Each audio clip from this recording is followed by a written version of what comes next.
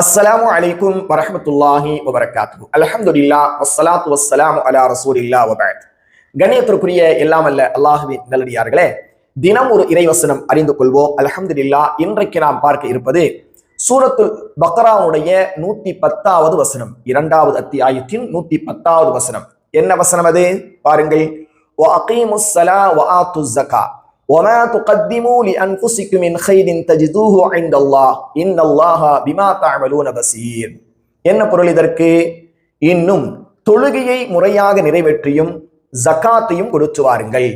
وَمَا تُقَدِّمُوا لِأَنفُسِكُم مِّنْ خَيْرٍ تَجِدُوهُ عِندَ اللَّهِ. ஏனென்றால் உங்களுக்காக நீங்கள் எதை முன்கூட்டியே அனுப்பி வைக்கின்றீர்களோ அதை நீங்கள் அல்லாஹ்விடத்தில் பெற்றுக்கொள்வீர்கள். இன்னல்லாஹ பிமா தஅமலூன பஸீர். நிச்சயமாக அல்லாஹ் நீங்கள் செய்பவற்றை எல்லாம் உற்று நோக்கியவராக இருக்கிறான் என்று இந்த வசனம் கூறுகிறது. அன்பானவர்களே, இந்த வசனம் ஒரு முஸ்லிமுக்கு ஆன்மீக பயிற்சியாக இருக்கக்கூடிய தொழுகையை குறித்தும் சமூக பொறுப்பாக இருக்கக்கூடிய ஜகாத்தை குறித்தும் நினைவூட்டி இவைகள் எல்லாம் மறுமைக்கான சேமிப்பு என்பதை உறுதிப்படுத்தக்கூடிய ஒரு வசனமாக இருந்து கொண்டிருக்கிறது.